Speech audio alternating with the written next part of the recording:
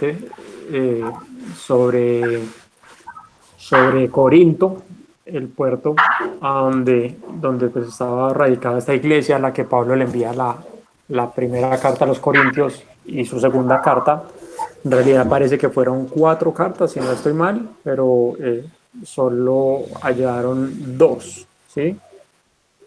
No sé si es así completamente, Rubén, o si las otras 2 era que no guardaban como coherencia, no sé si era realmente así. Creo que la segunda era la cuarta. Sí, es así. La primera pues fue la que Pablo le escribió a la iglesia, que esa fue la que Ujú, encontraron. Las otras 2 siguientes no las encontraron y la cuarta ujú, sí fue la última que encontraron exacto.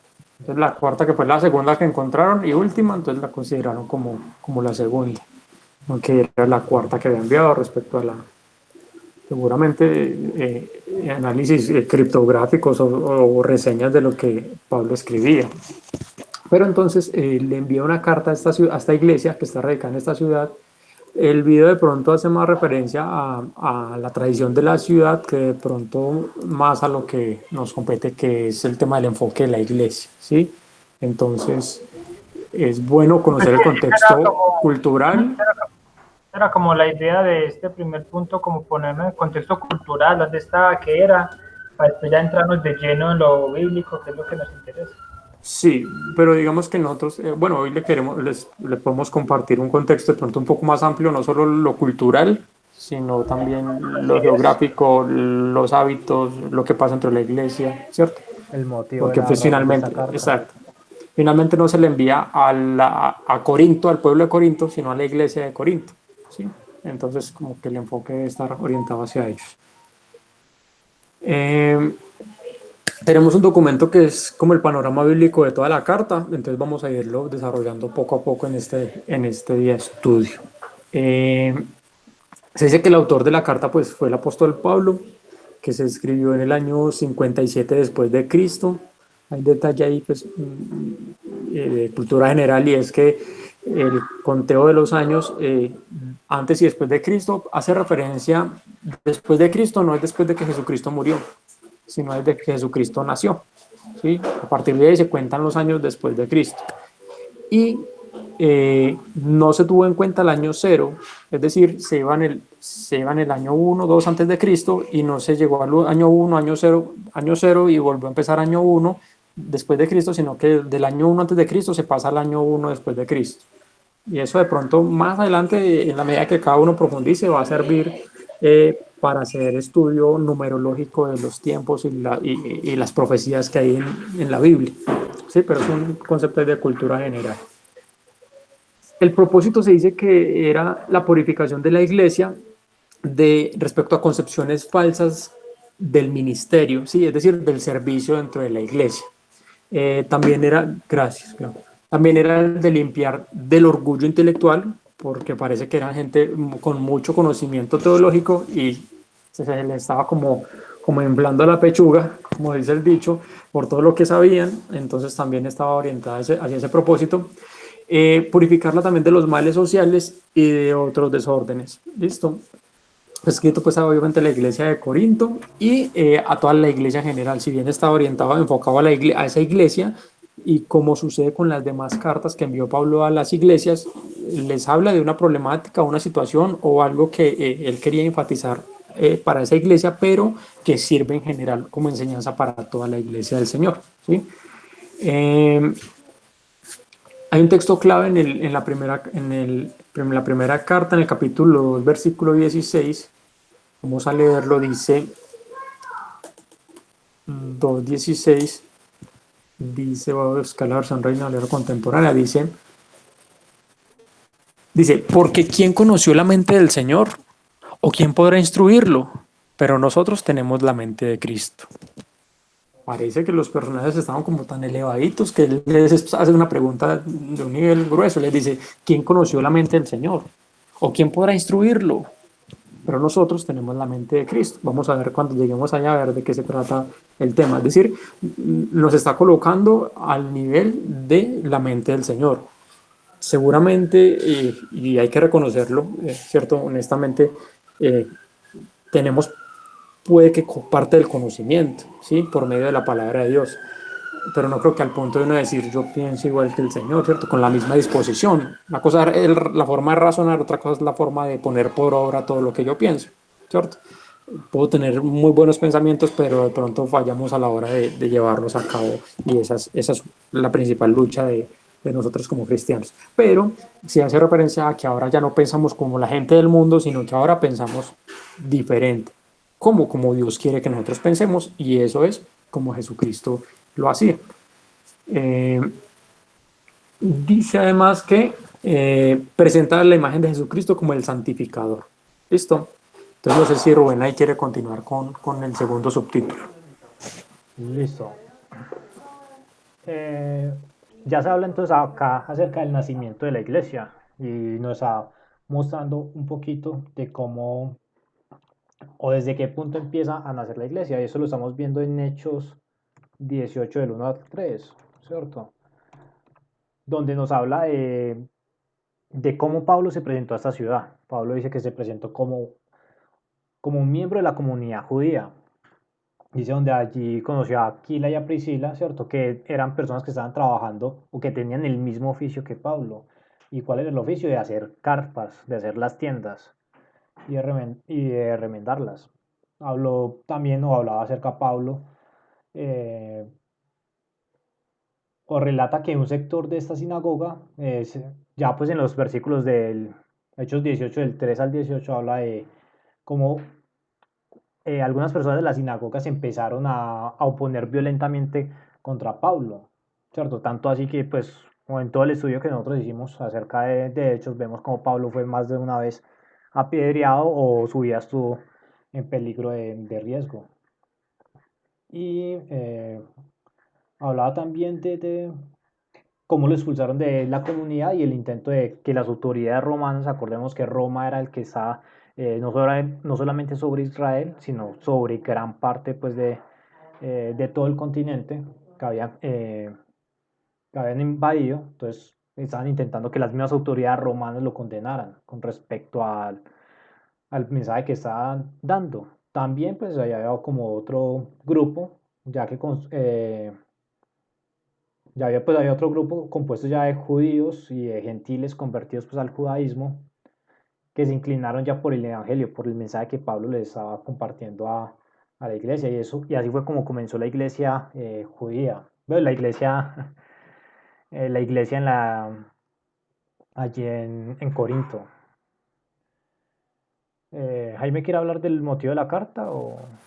Sí, sí, hay que conocer el motivo de la carta. Este es el panorama general de esta carta. Dice que se escribió con el propósito de corregir desórdenes que habían surgido en la iglesia de Corinto, y para establecer ante los creyentes una norma de conducta cristiana. Es decir, a ellos ya se les había enseñado el Evangelio, se les había hablado acerca de Jesucristo, de la obra de Jesucristo, de la obra de salvación, se había conformado una iglesia, pero entonces ahora se les escribe para enseñarles cuál es la forma como ustedes se deben comportar como cristianos y como hermanos. Una cosa es el Evangelio, otra cosa es, bueno, y de aquí en adelante, ¿qué debo hacer? Dice que, dentro de las motivaciones, dice que esta carta Pablo denuncia las divisiones existentes entre los corintios, ¿sí? Divisiones incluso dentro de la iglesia, está haciendo referencias a la iglesia, no el pueblo en general, sino la iglesia, y que el espíritu de división casi había destruido el amor cristiano, es decir, estaba como grave el asunto. Se hablaba de varias opiniones respecto al apostolado de Pablo. Unos decían decían que admiraban mucho el celo que Pablo tenía por la obra del Señor y por la palabra, y el poder además que manifestaba del Espíritu. Dice que otros lo veían como un predicador ideal, otros que tal vez pertenecían a un grupo judaizante que tenían a Pedro como líder modelo. No sé si Diego conoce qué significa la palabra judaizante. ¿No? Ok, eso habla de llevar a una cultura hacia las tradiciones judías, ¿sí? Judaizarlos, volverlos hacia esa costumbre o hacia esa cultura, ¿listo? Y ahí es importante eso porque existen, creo que, algunas religiones que han valorado tanto, le han dado tanta importancia al pueblo de Israel y al pueblo judío, más allá de lo que es debido. Entonces casi que terminan llevando a los cristianos hacia el judaísmo, ¿Por qué? Porque ellos son un ejemplo a seguir por su fe, por su obediencia, por su creencia. Pero no entienden que ya estamos en otro periodo y que en este momento el pueblo de Israel es tal cual como cualquier otro ser humano, ¿sí?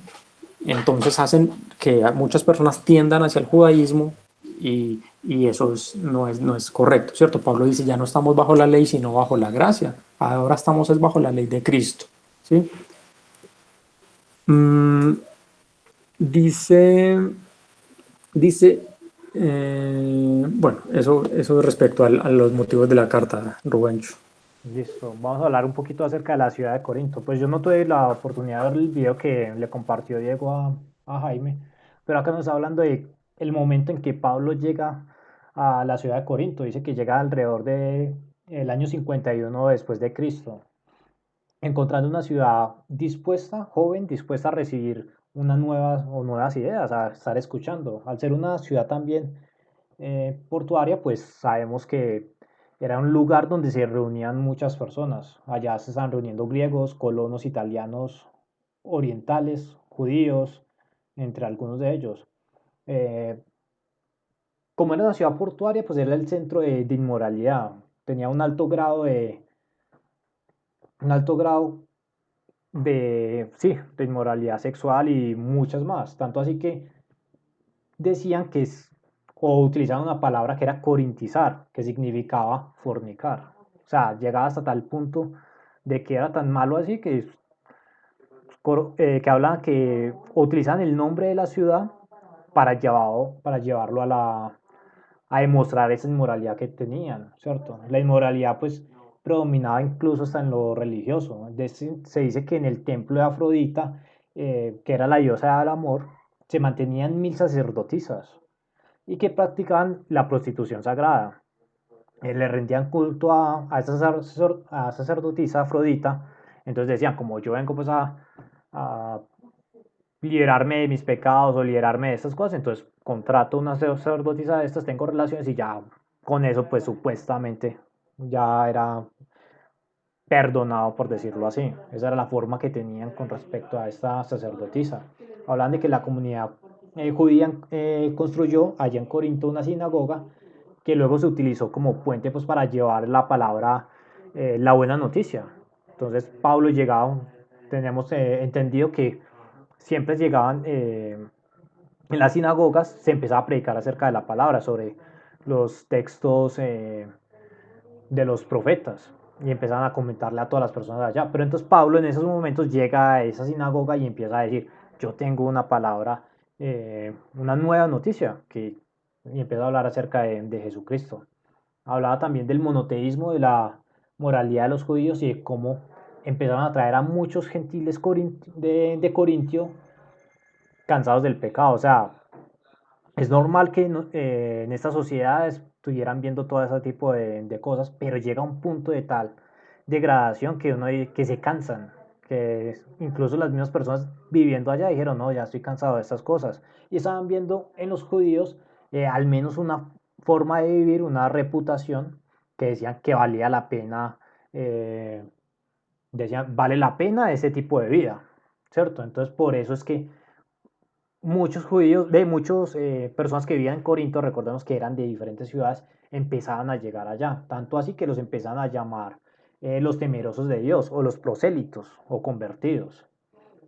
Y estos eran los simpatizantes temerosos de Dios. Y se habla también que construyeron campos blancos para la siega del apóstol Pablo. Cuando habla acá acerca de estos campos blancos es que empezaron a organizar como un terreno. Y cuando llega Pablo y remata con la buena noticia, dicen, ya entiendo cuál era la finalidad. Y ahí es cuando se empiezan a convertir muchas personas, tanto judíos como gentiles, al cristianismo. Dice que Corintio se convirtió en una de las iglesias principales del primer siglo, ¿cierto? Eso con respecto a la ciudad de Corinto. Ok, respecto a la iglesia, el panorama dice que, pues así como pasaba también con la ciudad, por ser una ciudad portuaria, que había gente de muchas regiones, también pasaba con la iglesia. Y no solo se congregaba gente de diferentes culturas, sino también de diferentes estratos sociales y económicos. es decir, ricos y pobres. Dice que habían unos cuantos judíos y que la mayoría eran gentiles, ¿sí? Los que se congregaban allí, pero que por ser la mayoría gentiles, pues provenían de unas culturas, digamos que muy liberadas, de mucha corrupción y pues digamos que con muchas cosas como por corregir. Eh, y por otra parte dice que como la mayoría también eran griegos, entonces pues todos sabemos que como la cuna de la filosofía ha sido Grecia, ¿cierto? La mayoría de filósofos han sido griegos, entonces ellos se jactaban de su intelectualidad, de su riqueza intelectual y del valor de la libertad. Entonces se identifican como tres propósitos principales por los cuales fue importante establecer el Evangelio allí en una ciudad como Corinto. Corinto pertenece a Grecia. Uno de los propósitos era que por ser una ciudad cosmopolita, al ser evangelizada iba a servir de ejemplo para las demás ciudades. Eso fue como estratégico. Lo segundo era que la variedad de razas dentro de esa ciudad iba a llevar a que el evangelio se expandiera hacia las tierras orígenes, hacia las tierras de donde provenían estas personas. Y tercero era que era un punto estratégico para expandir el evangelio por su misma naturaleza, por ser un puerto, ¿sí? Es decir, que geográficamente era estratégico para que el evangelio se propagara. Listo.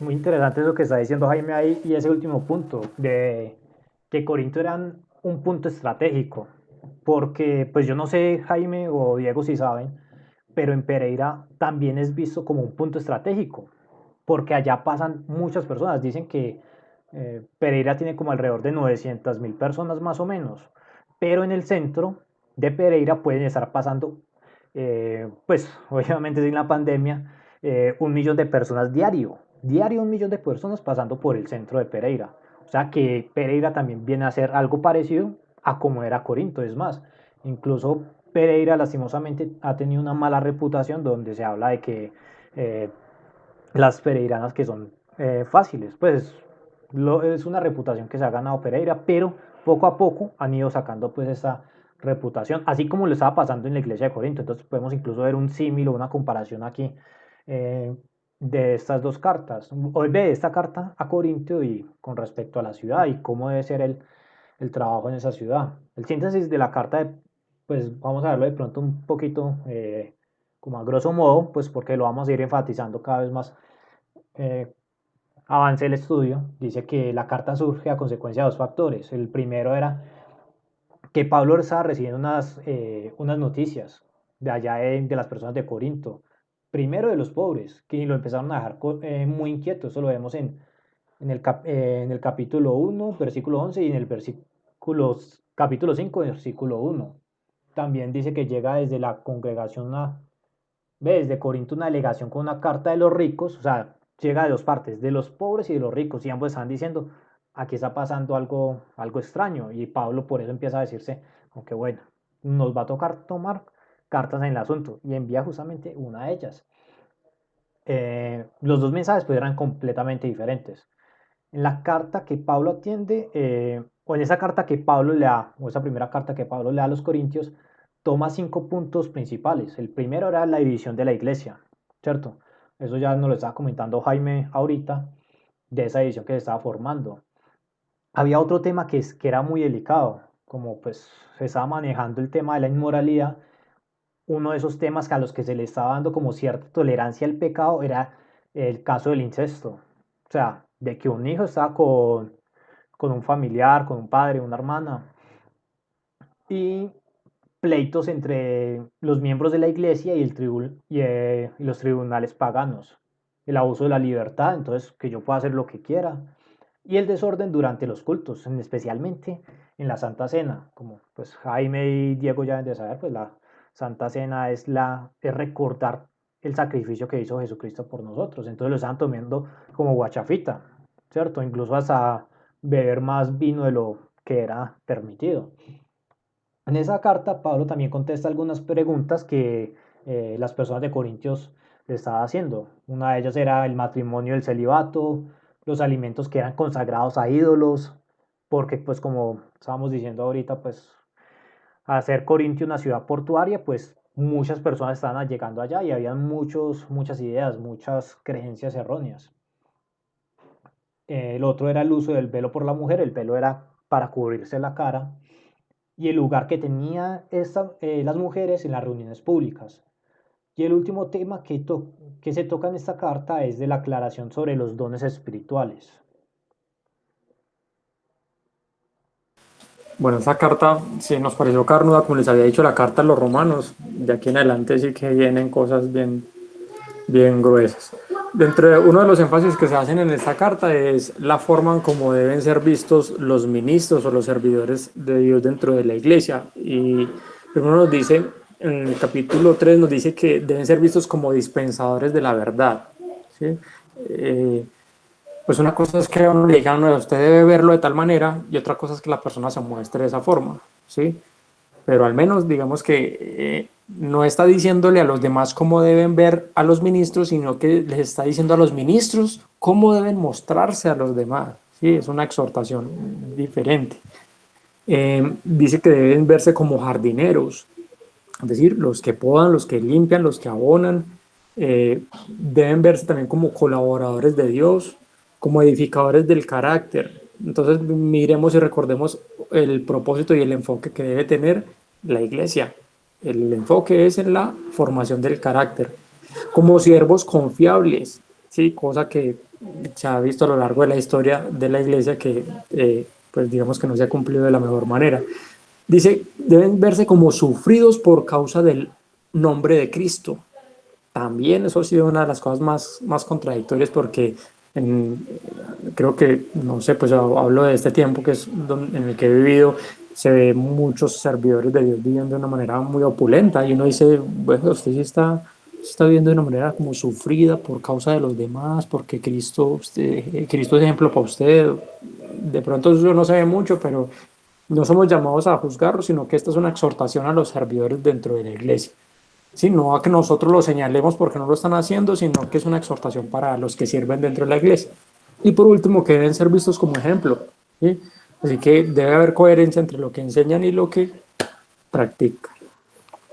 Entonces también está hablando de unas instrucciones doctrinales y algunos consejos que da Pablo a la iglesia de los Corintios, ¿cierto? En el capítulo 12 habla acerca de la diversidad de los dones espirituales, en el 13 ya pues habla de una preeminencia del amor, ya el 14 continúa hablando acerca de la preeminencia de la profecía, sobre el don de lenguas y la importancia de mantener un orden debido en las reuniones públicas.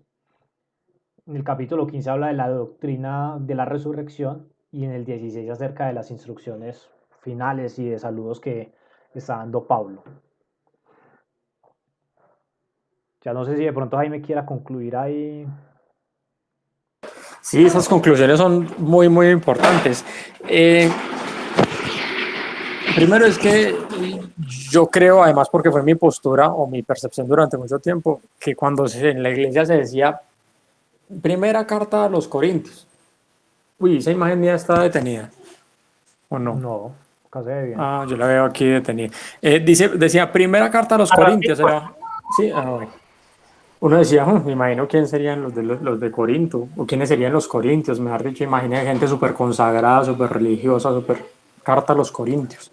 Y resulta que el pueblo o la iglesia de Corinto realmente era un dolor de cabeza para Pablo. Dice que no se exagera cuando se dice que la iglesia de Corinto era un dolor de cabeza crónico para Pablo. Por ahí 3 días, gordo. Yo le aviso. Listo. Dice, los problemas que tenían eran muchos y eran serios, ¿sí? Sin embargo, a pesar de toda su inmadurez y mente carnal, Pablo consideró que eran... ¿Cómo? ¿Cómo dice? Ya silenció el micrófono. Que apenas me apareció a mí el video de Samuel. Estaba atrasado. Comentando atrasado. Dice que Pablo, a pesar de la condición de estas personas de inmadurez y de una mente carnal, consideró que eran hermanos que gozaban de ciertos dones, ¿sí? Lo explica más adelante en uno de sus capítulos. Dice, a quienes el Señor había llamado para ser santos. Es decir, muy buena enseñanza de eso ahí antes incluso de empezar a estudiarla, porque Pablo pudo entender de que esa gente tenía dones y todo don dado es dado por Dios, ¿sí? Y si tenía dones y Dios les había concedido el privilegio de tenerlos, pues él no podía enfocarse tanto en sus debilidades, sino en sus fortalezas. Trabajar sus debilidades para corregirlos y potenciar sus fortalezas. Y esto habla de un principio de liderazgo. eh, y lo aprendí como dice el dicho, ¿cómo es que es? ¿A las patadas o cómo? Como dices que a sangre y a lágrimas y con lágrimas y sangre, algo así, no recuerdo cómo es que dice el dicho, por la forma, porque como líder en cualquier área uno se debe enfocar en un llamado de atención, primero en las cualidades de la persona, reconocerlas y luego hacerle énfasis o el llamado de atención en lo que le haga falta por mejorar, ¿sí? No primero enfatizar las debilidades y por último decirle, incluso a veces ni siquiera reconocerle sus fortalezas. Eso es un principio del liderazgo porque eso lo que hace es que la persona primero se desarme. Dice, esta persona está reconociendo mi labor, me ve, realmente tiene autoridad moral para llamarme la atención porque conoce todo mi panorama, es decir, está teniendo en cuenta todo. Y usted no lo hace ver como el malo, sino como el bueno al que le hace falta una partecita, corregir una partecita mala. ¿Sí? Eso es lo que aplica Pablo en el caso de los corintios. Tenían dones espirituales, es decir, que habían cosas que corregir, pero lo más importante era potenciar los dones que ya tenían. Dice a quienes el Señor había llamado para ser santos, en quienes el apóstol tenía confianza. ¿Listo? Dice que Pablo no habló solo de la gracia, dice, sino que no habló solo de gracia, sino que la practicó con ellos. Aunque eran ingratos, la iglesia de Corinto nos hace recordar de nuestra humanidad y nos hace ver que los problemas entre la hermandad no son nuevos. Aquellos hermanos tenían muchos defectos, al igual que hoy, y nuestra lucha por acabar con el sectarismo o la división, el orgullo, la falsa tolerancia, es una lucha exactamente igual a la de ellos. Dice que Dios todavía obra en medio de la hermandad de los santos, ¿sí? No por el hecho de que una persona ya se haya convertido al cristianismo implica que ya es una persona perfecta, sino que Dios sigue y seguirá haciendo durante toda la vida de esa persona su obra para perfeccionarlo. Dice, Dios todavía obra en medio de la hermandad de los santos y es a Él a quien debemos acudir para crecer espiritualmente, sabiendo que Él nos sostendrá hasta el fin. ¿Listo? Eso respecto al contenido de la carta a los Corintios. Hay mucha información, mucha enseñanza, mucha exhortación y vamos a ver que todo va a ser muy, muy edificante para nosotros. Yo realmente no me he leído toda la carta, ¿sí? Ni la primera ni la segunda. Yo sé que también voy a aprender mucho en este estudio. Entonces no sé si Rubén quiere hacer algún otro comentario al respecto o si hay inquietudes, preguntas, sugerencias, súplicas o ruegos. No, pues comentarios como tal, no. O sea, algo que pronto ver si sí que es muy carnuda. Como decía Jaime ahorita, si Romano nos pareció carnudo y hablaba acerca de la gracia y cómo podemos llegar a ser salvos por la gracia, muy curiosamente nos habla de que en Romanos habla acerca de la gracia y cómo somos salvos por medio de ella.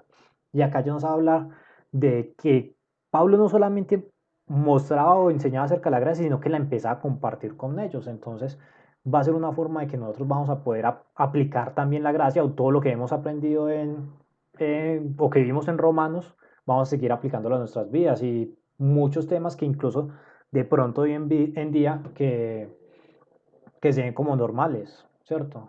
Y que a veces hasta la iglesia podemos llegar, no iglesia cristiana, católica, no, sino pues la iglesia como Cristo, sino que empezamos a decir, bueno, sí, eso es pecado, pero no es como tan malo, le vamos dando como esa tolerancia al pecado y Pablo es tajante con respecto a ese tema, ¿cierto? Y eso es lo mismo que nosotros vamos a estar viendo acá. No sé si de pronto entonces Diego tenga alguna duda, pregunta. Por el momento no. Listo, entonces no, ese es el panorama general de esa primera carta. Importante también bueno, conocer eso para poder entender muchas de las enseñanzas que ahí se presentan. Pronto no lo tuvimos con la carta a los romanos, pero ¿sabe qué me gusta más de todo esto? Es que podemos ahora experimentar un método de aprendizaje muy diferente, ¿sí? Donde se nos revela todo, donde se nos abre todo el panorama y se nos dice, vea, esto pasaba, esta era la ciudad, esta era la gente, esta era la cultura, esta es la enseñanza, esta era la condición, y esto es la exhortación de Dios. A veces de pronto uno va a la iglesia y no ve tanta información, ¿sí? Y no sabe uno realmente de quién se trata, si eso es para mí, si eso es para otra persona. Toca a veces la gente a la puerta y uno decirle, venga, tengo un mensaje de Dios para usted, vea, Dios derribará murallas y hará rebosar sus graneros, y mis versículos para usted. Me dice, pero ¿de qué me está hablando? Si en este tiempo ya no hay murallas. ¿Y cuáles graneros en este tiempo? Ni siquiera, pues estamos en la ciudad. ¿Cómo me aterriza eso a mi contexto? Y alguien que ni siquiera me conoce diciéndome que Dios me dio este versículo para usted.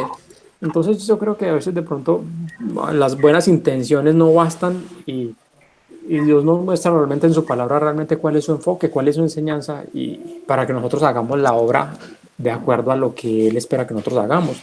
El ser humano puede tener muy buenas intenciones, pero no hay nada mejor que la voluntad de Dios. Y como dice el Señor, hay caminos que al hombre le parecen derechos, pero su final es camino de muerte. Así que énfasis siempre en la palabra, lo que diga la palabra, lo que diga la palabra. Esa debe ser nuestra forma de discernir las cosas. Listo. Concluimos entonces el estudio de hoy. El lunes ya nos reuniremos a estudiar el primer capítulo, así que